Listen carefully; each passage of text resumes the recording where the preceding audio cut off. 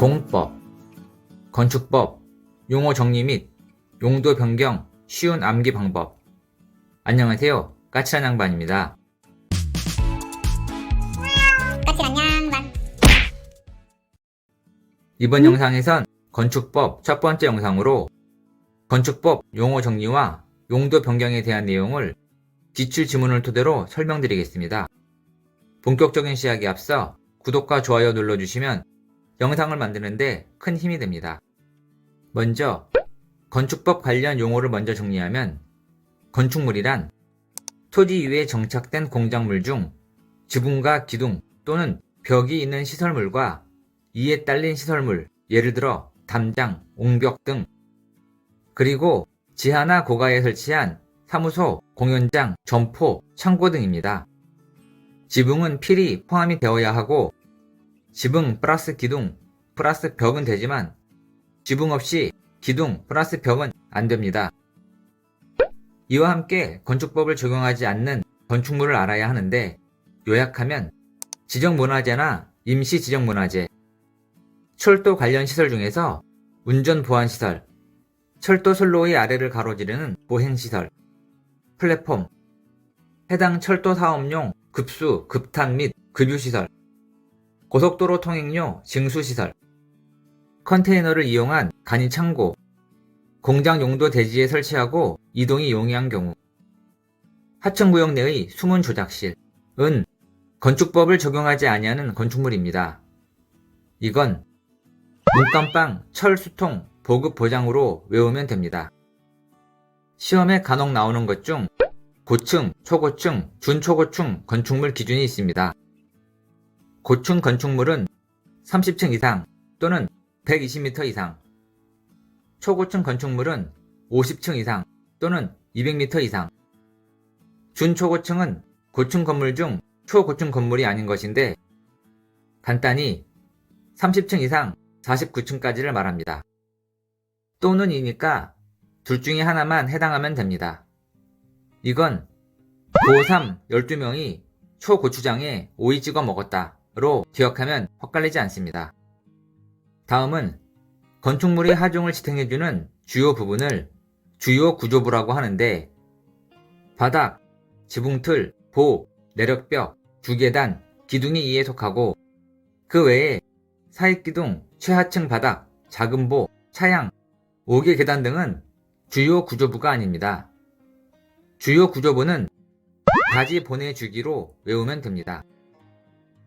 계속해서 이번엔 다중이용 건축물에 대한 건데, 다음의 어느 하나에 해당하는 건축물을 말합니다.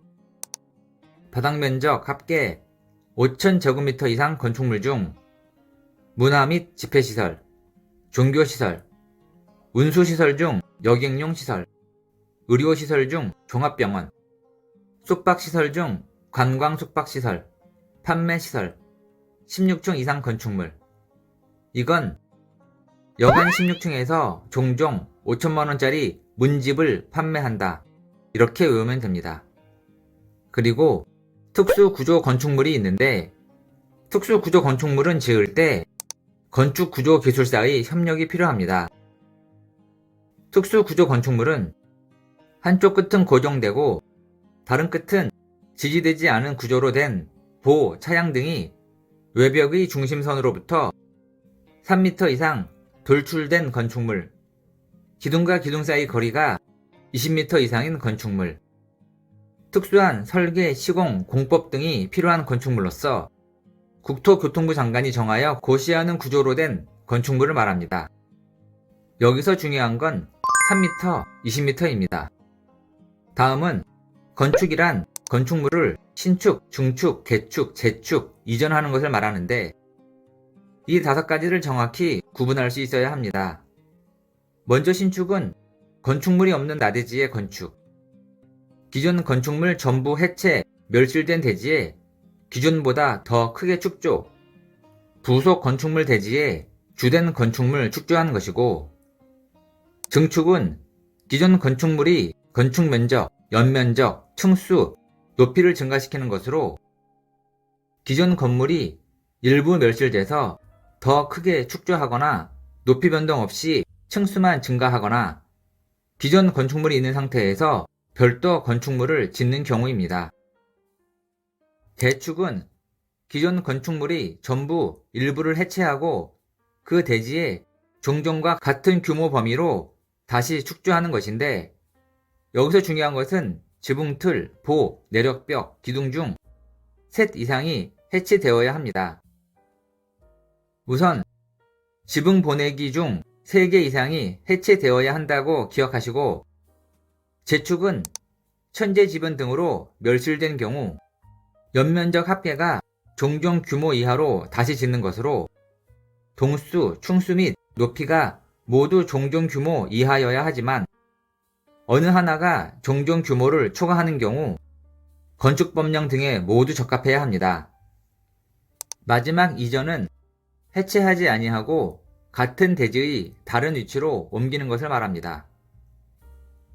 대수선을 보면 대수선에선 대수선에 해당하는지 일반 수선에 해당하는지 등을 구분할 수 있어야 하는데, 먼저 대수선 기준을 요약하면 지붕틀, 보, 기둥, 증설 해체 또는 3개 이상 수선 변경하는 것, 내력벽, 건축물이 외벽, 마감재료, 증설 해체 또는 벽면적 30제곱미터 이상 수선 변경, 방화벽, 방화 구획을 위한 바닥, 벽, 증설 해체 또는 수선 변경, 주 계단, 피난 계단, 특별 피난 계단, 증설 해체 또는 수선 변경, 다가구, 다세대 주택 간 경계벽, 증설 해체 또는 수선 변경에 해당하면 대수선이 됩니다.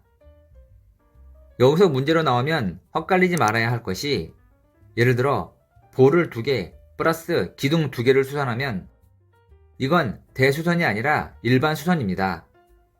합해서 3개 이상인 건 의미 없고, 보나 기둥 중 하나가 3개 이상 수선 변경해야 대수선에 해당합니다. 예를 하나 더 들면 기둥 1개를 증설하면 이건 대수선에 해당합니다. 증설 해체는 개수 기준 없이 모두 대수선입니다. 암기사항을 요약하면 대수선은 주방 외경, 지붕 보내기가 해당하고, 증설 해체, 수선 변경해야 하고, 개수는 상관없지만 지붕 보기 중 하나는 3개 이상 수선 변경해야 한다. 벽 면적은 모두 30제곱미터 이상, 이렇게 정리하시면 됩니다.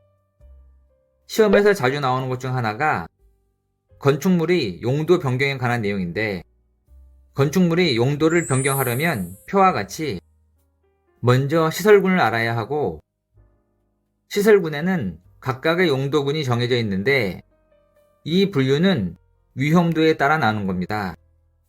이 표를 통해 건축물의 용도를 변경할 때 신고를 해야 하는지, 허가를 받아야 하는지 등을 알 수 있는데, 위험도가 높은 곳에서 낮은 것 순으로 분류가 되어 있기 때문에 아래에 속하는 시설을 위쪽에 있는 시설로 바꾸려면 위험도가 높은 시설로 바꾼다는 얘기가 되니까 허가를 받아야 하고, 위에 있는 시설이 아래에 있는 시설로 바뀔 때는 신고를 하면 됩니다.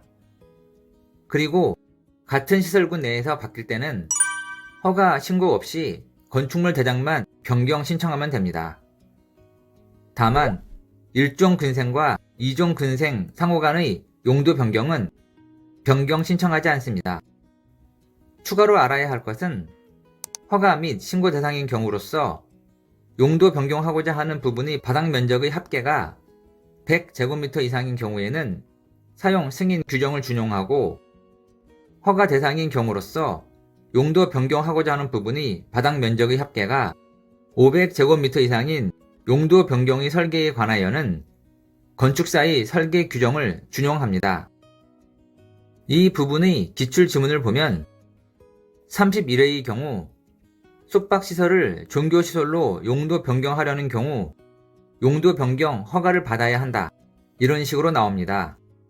따라서 이런 문제를 풀려면 시설이 어느 위치에 있는지를 알아야 가능합니다. 이 표를 외울 분들을 위해 암기 방법을 말씀드리면, 우선 시설군은 순서대로 자산 전문 영업, 교생 주기로 외우시고, 산업의 경우 산에 위장한 동자묘는 운수창고였다. 전기의 경우 전기방전, 문화의 경우 문화 종교 위락관, 영업의 경우 영업해서 다 판매한 운숙시, 교육 복지의 경우 교복 입고 야영장에 온 의대 노교수, 주거 업무의 경우 주거 업무 교정 군사, 이렇게 외우면 됩니다. 이번 영상에선 건축법의 용어 정리와 용도 변경에 대해 설명드렸습니다. 지금까지 까칠한 양반이었습니다.